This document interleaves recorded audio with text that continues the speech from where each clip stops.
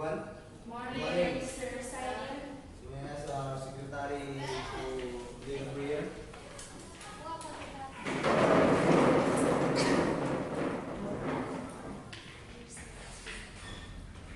Lord, thank you for this day, and please give a blessing. Hope our meeting will be all right.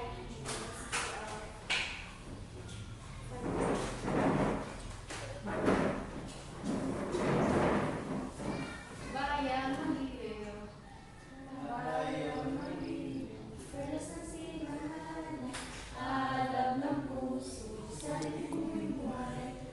Lupa hinirang, liga ng magiti sa manulupi. Di ka masisi sa dagat at bundok, sa simoy at sa langit bumukol. May dalagang tula at awit sa tablay minamahal. Ang sanang matawag mo'y tagumpay na nabibigay. Ang bituin at araw niya kayo pa may magbibigay. Lupa na alam ng wala di pagsinta. Buhay langit sa piling mo. Ang ligaya ng pag may malapit. Ang matay na dahil sa'yo.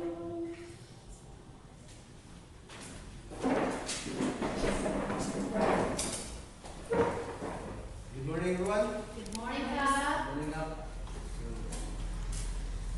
May I ask our secretary if you have a quorum in the session for today? Honorable Jello Menendez Espinosa, Present. Honorable Maano Genevieve, Honorable Maano Vanessa, Honorable Nando Bun-Ak, Present. Honorable Simeon Peterson, Honorable Balas Vasquez, present.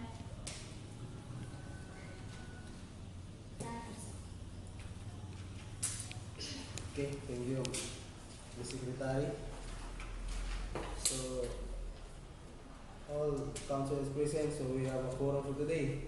So our session will start at exactly 9 a.m. in the morning. So our session will start. So may I ask our secretary to read our previous minutes. Minutes of the 8th regular session of the Sangguniang Barangay, Barangay Uno, Malaybalay City, held at the session hall on September 21, 2015, 8:30 a.m. The regular session was called to order at 8:30 o'clock in the morning by the Punong Barangay and presiding officer. Invocation led by the Honorable Quezon Bagasbas, singing of national anthem led by Chisa Gwensanilista. All are present, none absent.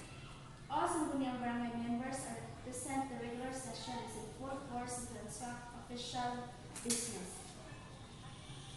Punong Barangay as the council, what is the best solution of dengue prevention? Kagawad Bagasbas suggests to have a clean-up drive if participated by the different organizations in the barangay, together with the barangay council and zone leaders. It will be a synchronized clean-up drive by zone on Sunday, October 20, 2015. Letters will be sent to all concerned. Lay on table dengue prevention, month to be discussed next session.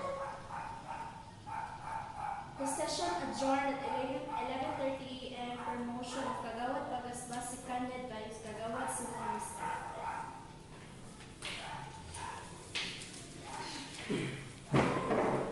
Thank you, secretary. So we will review of minutes. So may I ask for the body if any correction or discussion about our previous minutes? Mr. Presiding, I move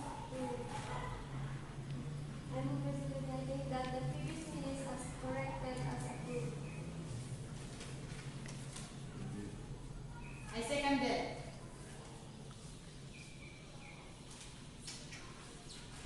So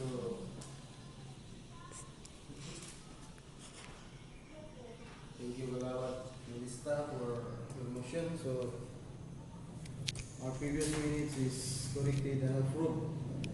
Seconded by Kagawad Bagasbas. So our previous minutes is approved for now. So I ask our secretary what is our calendar business for the day. Mr. Presiding, our calendar of the day is Dengue Prevention Month, authored by Kagawad Maano. Okay, thank you. So may I ask the author of this agenda, Kagawad Mano, what's it about? Okay, Mr. President, thank you.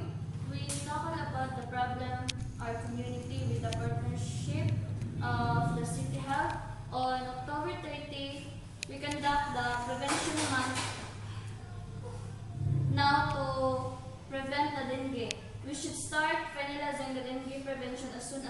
control as what we observe are that barangay are having a problem about the dengue.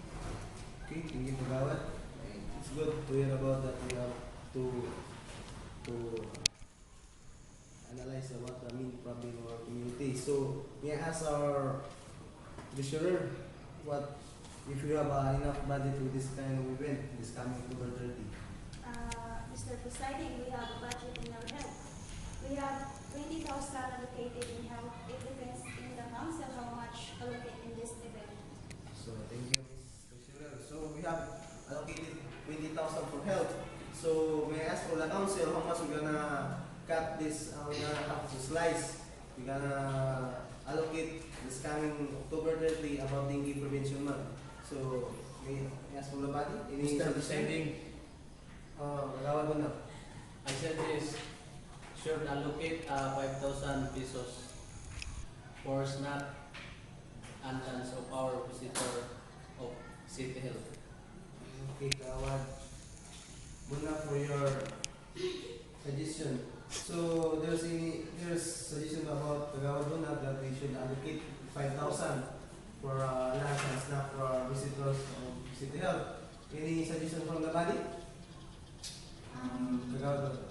Mr. Presiding, it's okay. We have to allocate 5,000 for the snacks and lunch for our visitor from City Hall. Okay. So, take note, Mr. Secretary, that we should allocate 5,000 for lunch and snacks for our visitor from City Hall. Any motion from the body? We want to discuss? Mr. Presiding, I move to approve to allocate 5,000 for the budget about the snacks and lunch.